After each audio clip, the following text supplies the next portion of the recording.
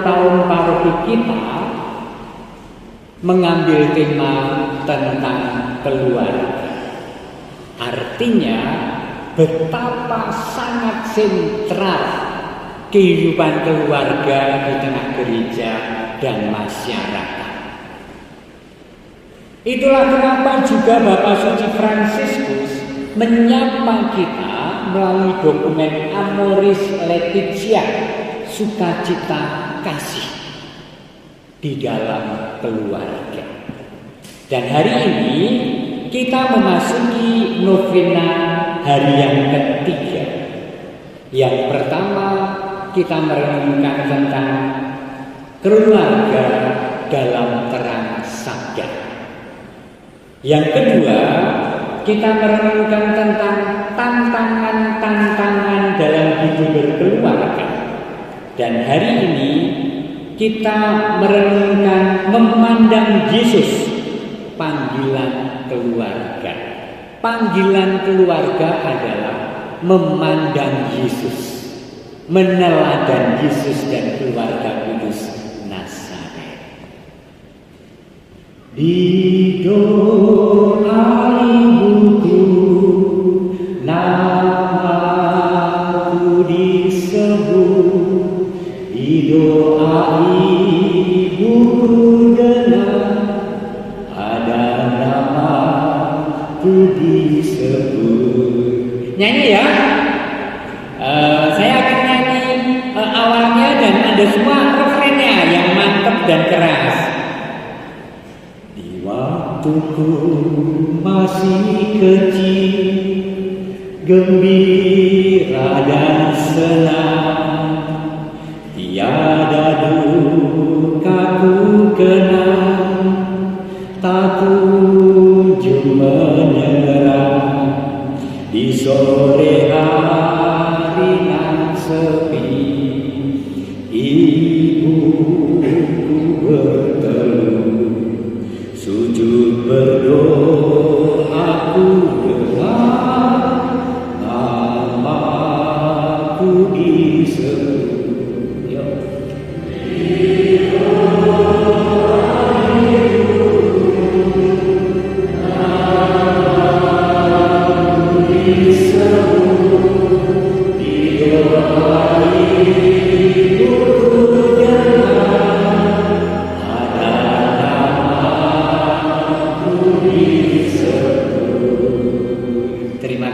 Puji tangan, puji Tuhan, haleluya. Saudari-saudara yang dikasihi Tuhan, Anda bagian dari keluarga. Amin. Anda yang sepuh, yang muda, yang anak-anak punya ayah ibu, entah masih sugeng, entah sudah dipanggil Tuhan. Dan apa yang Anda dapatkan ketika hari ini pun terus-menerus menyempatkan diri untuk memuliakan Tuhan dalam ibadah adalah tema hari ini. Tema hari ini dikatakan juga dalam teks, ayo bersama memandang Yesus, keluarga memandang Yesus. Dan orang tua kita pasti memperkenalkan kita, meyakinkan kita, menanamkan tradisi untuk memandang Yesus. Maka seorang ibu walaupun mungkin anaknya masih malas-malas dan tidak mau berdoa, ibunya tetap bernyanyi dalam hati. Dan anak-anak kita semua melihat itu, menyaksikan itu.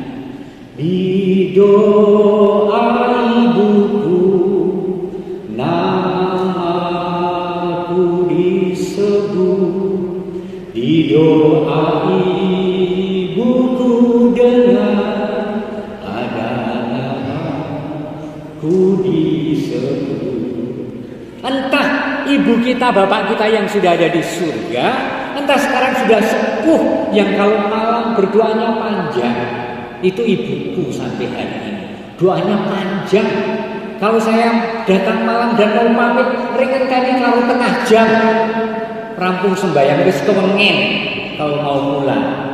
Dan itu adalah ibu dan bapak Anda semua. Yuk syukur bagi Tuhan karena mempunyai bapak ibu kita. Senangnya tepuk tangan ya. Saudara-saudara yang dikasihi Tuhan, Bapak Suci menyapa keluarga karena sedemikian penting hidup berkeluarga, bahkan dikatakan sebagai gereja yang terkecil, Ecclesia Domestica, gereja rumah. Maka yang diharapkan dari keluarga adalah sungguh-sungguh bertumbuhnya relasi antar pribadi bersama memuji Tuhan dan memandang Yesus sebagai pokok kekuatan kehidupan dan sebagai pedoman dan sebagai teladan. Nah, saya tidak akan menguraikan bab 3 secara keseluruhan karena doa-doa ora mudeng aku remoco. Tetapi saya akan membacakan beberapa artikel. Artikel 65. Ya dan menghidupi. Hidup itu adalah, hidup yang bermutu itu adalah ya dan menghidupi. Menjadi suami yang baik adalah ya dan menghidupi sebagai suami yang bertanggung jawab. Menjadi anak yang baik adalah ya dan menghidupi orang tua yang mungkin mulai sepuh dan rewel. Dan seterusnya. Penjelmaan firman dalam sebuah keluarga manusia di Nazaret dengan kebaruan menggerakkan sejarah dunia. Kita perlu masuk dalam misteri kelahiran Yesus ke dalam jawaban ya Maria terhadap pesan malaikat saat firman dikandung di dalam rahimnya. Maria mengatakan, ya sesungguhnya aku ini hamba Tuhan, jadilah padaku menurut perkataan.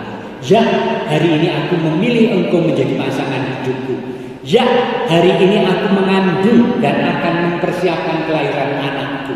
Ya, aku mulai mengumpulkan sesuatu supaya anakku nanti berkecukupan. Ya, aku siap tanganku menjadi kasar sebagai seorang ibu dan tidak bermake up berlebihan karena aku harus bekerja di dapur. Serta jawaban ya, Yosef yang memberi nama kepada Yesus dan menjaga Maria. Yosef, para suami dan bapak. Kita perlu merenungkan sukacita para gembala di depan palungan, persembahan orang Majus, pengungsian di Mesir, di mana Yesus ikut merasakan penderitaan umatnya yang diasingkan. Yang namanya pengasingan itu sangat menderita. Presiden Soekarno diasingkan, gitu kan? Dan kalau kita menempati rumah kontrakan, maaf atau kos, kita juga merindukan bahwa punya rumah sendiri karena asing bagaimanapun. Dan banyak hal membuat kita asing. Ketika di tengah keluarga kita dijontak, asing, sangat menderita.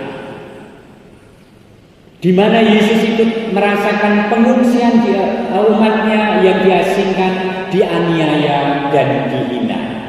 Kita perlu merenungkan penantian religius Zakaria dan kegembiraan pada saat kelahiran Yohanes Pembaptis, pemenuhan janji Simeon dan Ana di bait Allah, dan kekaguman guru-guru agama mendengarkan kebijaksanaan Yesus yang masih remaja.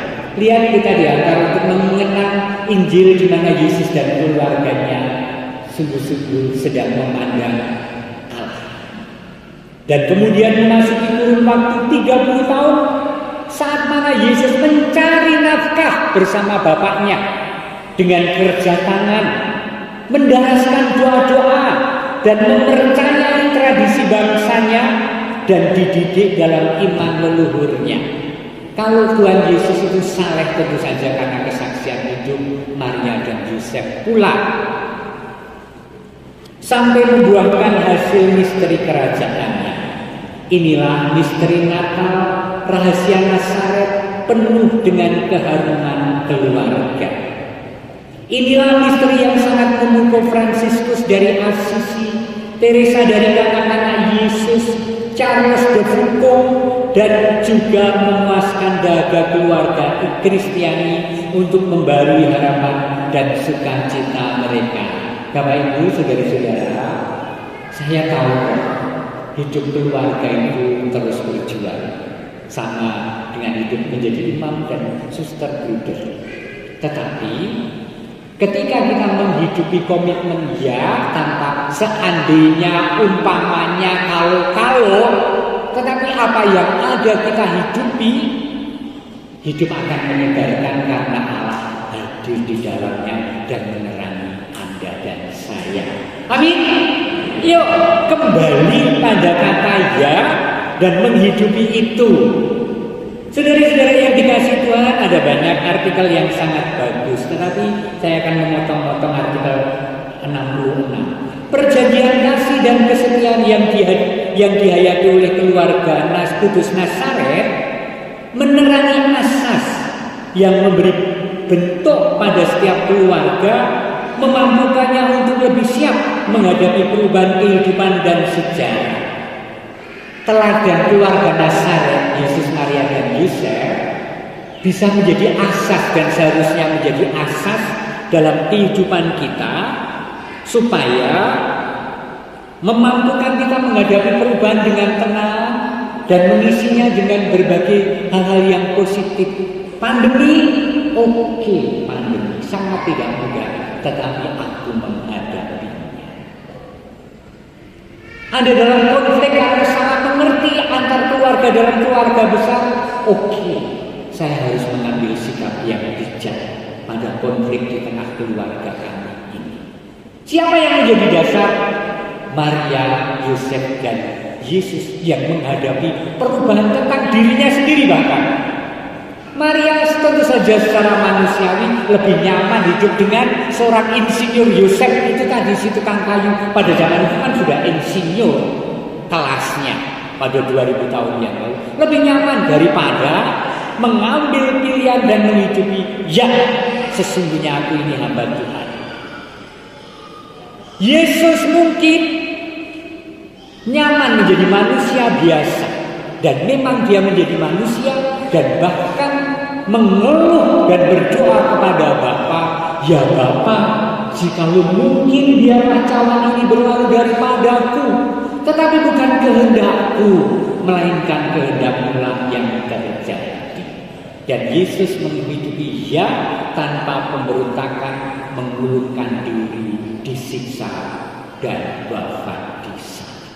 Maka pesan untuk setiap keluarga adalah tidak jauh dan tidak lain daripada menghidupi apa yang kita pernah mengatakan ya.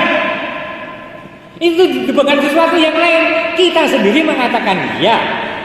Dan mantep waktu itu. Wes diselidik-selidiki, ditanya-tanya, mantep. Ketika Anda mempunyai anak, ketika Anda mempunyai orang tua, Anda mantap menjadi anak dan bangga punya orang tua seperti apapun orang tua kita. Dan hidupilah pada saat-saat sulit ya itu. Amin. Puji Tuhan. Haleluya.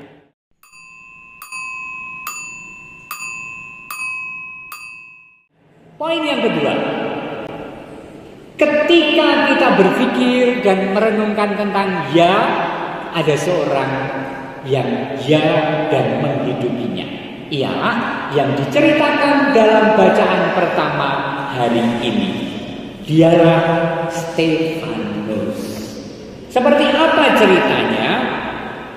Pada waktu itu Stefanus dipenuhi Roh Kudus, menatap ke langit dan melihat kemuliaan Allah dan Yesus berdiri di sisi kanannya. Lalu katanya, sungguh aku melihat langit terbuka dan putra manusia berdiri di sebelah kanan Allah.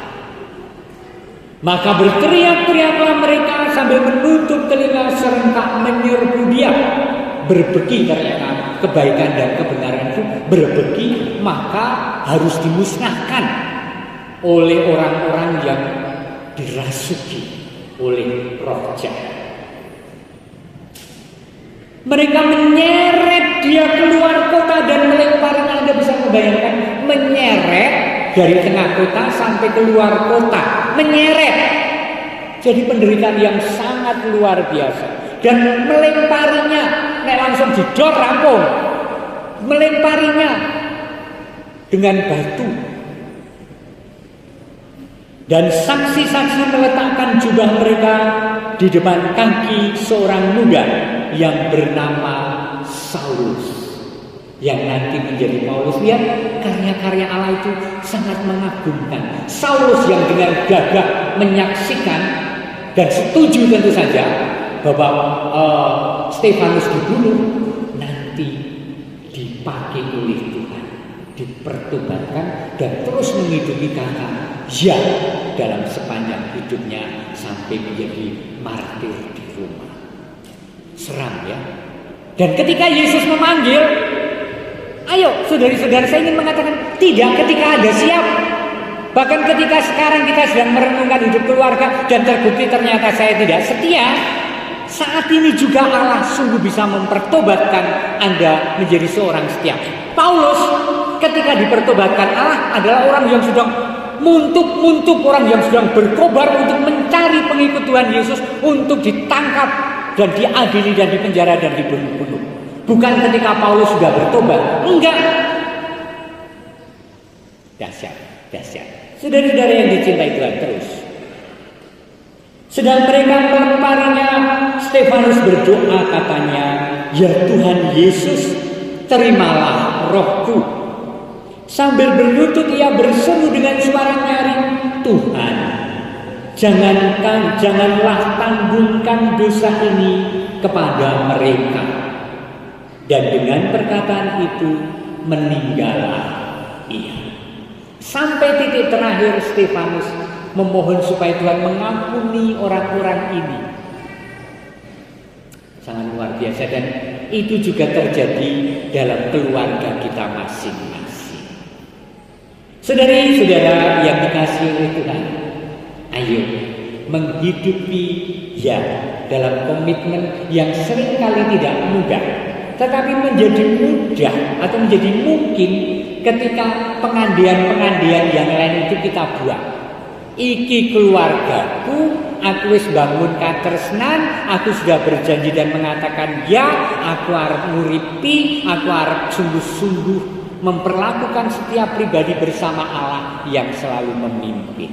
Maka poin yang terakhir hari ini dan hari-hari ini adalah novena kedatangan Roh Kudus. Maka sebutlah dalam doa Anda, datanglah Roh Kudus, memenuhi hati keluargaku. Datanglah Roh Maha Kudus, masuki hati umatmu, sirami jiwa yang layu dengan kurniamu. Kita persembahkan keluarga kita dalam Ekaristi pagi ini. Amin.